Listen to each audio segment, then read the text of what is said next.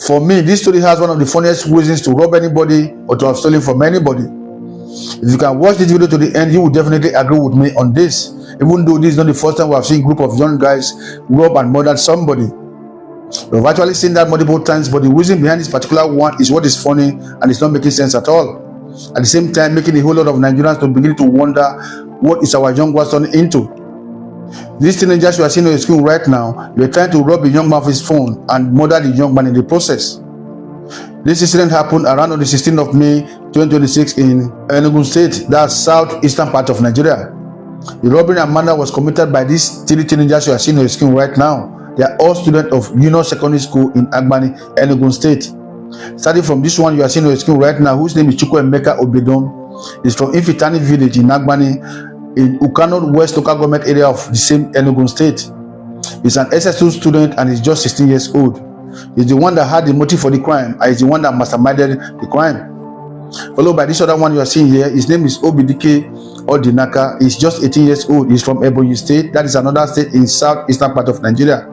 He's the one that used the axe to attack the victim until he died. While this is the third one, he's just 17 years old. His name was not mentioned, but he played a role in the robbery and murder of the victim. It all started from this one called Chukwuemeka Obiedom when he started having a plan to buy a gift for his 15-year-old girlfriend. First and foremost, I know you want to wonder what a 16-year-old boy is doing with a girlfriend, or rather having a girlfriend for. I guess that sounds funny or crazy, right? So he wanted to buy a gift for his girlfriend and he was not having the money to do so, and he tried to borrow money from his friends. They were not having to lend him. So for him not to disappoint his girlfriend, he came up with the idea of stealing, and he was able to convince his friends about it. They all agreed to do so. On the agreed date, at about 11:20 p.m., all three of them skated to this fence you are seeing on the screen right now and entered the compound. The first person they met was a young man that was in his 20s. They threatened and demanded to have his phone, and the young man refused. They started dragging and fighting him. He put up all form of resistance until this particular one here, whose name is Odinaka Obidike, used an axe to attack him. He then collapsed and died.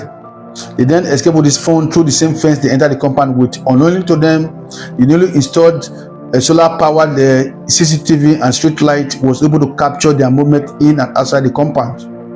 The following morning, members of the local vigilante groups and community security were able to identify them through the camera footage. Immediately, they went to apprehend them. At first, they denied knowledge of the crime until they were beaten and threatened with mob justice before they admitted committing the crime. When they were asked why they did a thing like that, two of them said they were trying to raise money for their friend to buy a gift for his 15-year-old girlfriend. They were later handed over to the police for further interrogations and investigations.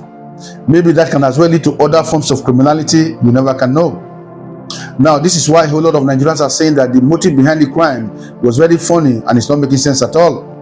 Because this 16-year-old teenager that was sent to school to study, hoping to return home with good grades, instead he was going about having a relationship and spending money he does not have. The reason he decided to start having a relationship in his teenage years and what he hoped to achieve from it is what a whole lot of people are still finding very difficult to comprehend. And they also went ahead to say, for him to have come up with such an idea of stealing or robbing is a clear indication that this is not the first time he's doing a thing like this. One other thing, how his friends were easily convinced about it is something else, because they are also teenagers that were also sent to school to study, but they ended up taking the risk of their lives, all because they want to raise money to support a friend who wants to buy a gift for his girlfriend. Is that not ridiculous? Some are also attributing the blame to a lack of proper upbringing, because if their parents had done well, maybe, just maybe, this crime wouldn't have happened. As for me, many parents do see their sons and daughters keeping bad company, but they do very less in discouraging them about it. So that may have played a role in this very sad incident. Anyways, I just hope that the law take its course. See you next time.